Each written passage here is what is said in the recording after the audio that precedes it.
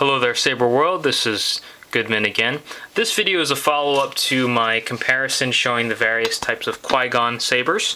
Go check that video out. We discussed the Larbel Non-EL-Ready, the Larbel EL-Ready, and the Larbel Non-EL-Ready early version. Also the JQ version, JQ sabers. This video is going to focus now on the Obi Wan Kenobi Episode 1 / Episode 2 hilts. The main point of this video, as was the case with the with Qui-Gon's, is to hopefully educate someone. Hopefully someone finds these videos either amusing or educational in some way, particularly when it comes to thinking about purchasing one of these sabers.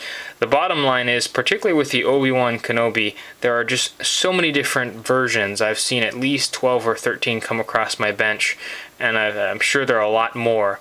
And so the bottom line, guys, here is buyer beware. If you're looking to purchase an Obi Wan Kenobi saber, particularly if you have your eyes toward a conversion, you're going to want to educate yourself, and hopefully you find your way to this video with that purpose, to get a good idea of the limitations and advantages of the various designs available to you.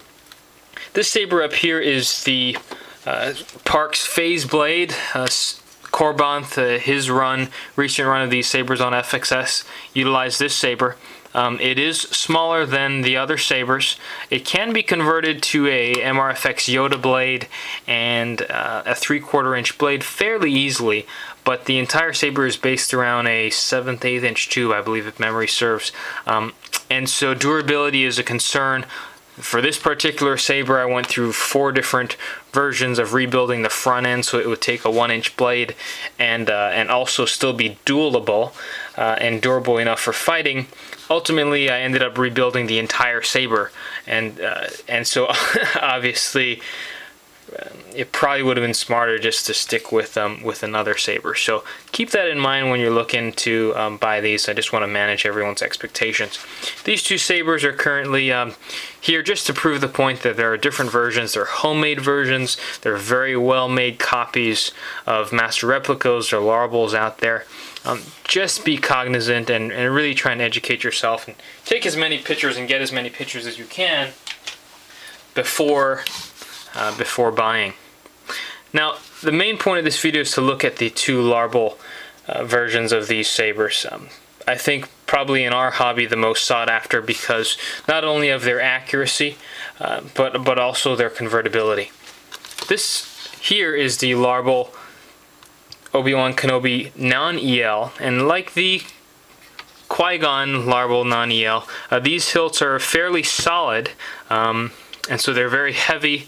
They're also comparatively much more difficult to convert, just because you're going to have to do a lot of drilling. You'll have to bore out the emitter to 1-inch or to 3/4 inch blade, and structurally you're going to have to consider different ways to shore up the inner body so you don't get a structural failure during dueling. The nice thing about them, though, is that they are very accurate. Unfortunately, I don't have a Zenkai Ace Rocket saber here, considered the perfect Obi Wan Kenobi, the definitive. But in their thread on FXS, they do reference the Larbel as fairly accurate. You can see a couple of the minor differences between them. The saber breaks down as such. And you can see the emitter, which I bored out in preparation for a crystal focus conversion. And also this solid lug, you're going to have to get that out to put in your battery pack. And also consider where your soundboard is going to fit without falling apart. The pommel breaks off into 3 pieces. I won't do that just in lieu of time because my battery is about to die. This here now is the Negotiator hilt, commonly used by Master Yoda on FXS. FXSabers.com for the uninitiated. A very highly sought after kit. Personally, I think it's a great saber. Again, obviously the main reason why it's probably highly sought after for conversion is that it is a little wider here in the grip area. Actually, a lot wider. If we compare the two, you can see those deep grooves in the Non-EL-Ready, and in this EL version, it's wider. And that little bit, a 1/4 inch or however much it is, really opens up your possibilities for conversion. It allows you to fit an ultrasound or even the crystal focus, which is the longest and widest soundboard aside from something like a Hyperdyne. It allows you to fit that in there fairly easily and mount up a battery pack and speakers. So a great candidate for conversion is the Negotiator Saber. Both of these are going to be getting a crystal focus, and so stay tuned for the videos on those. I'll show you the breakdown on this Saber. This emitter comes off. I won't have to show that to you, but again, as part of your education into delving into Saber conversions and looking at the Obi Wan Kenobi model specifically, these are sort of the main differences between the Negotiator, which breaks down like this and further.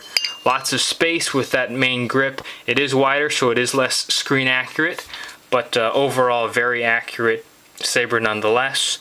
That's more readily convertible than the non-EL version here, that though much more accurate, particularly to my eye with the narrower grip section, is accordingly very difficult to convert.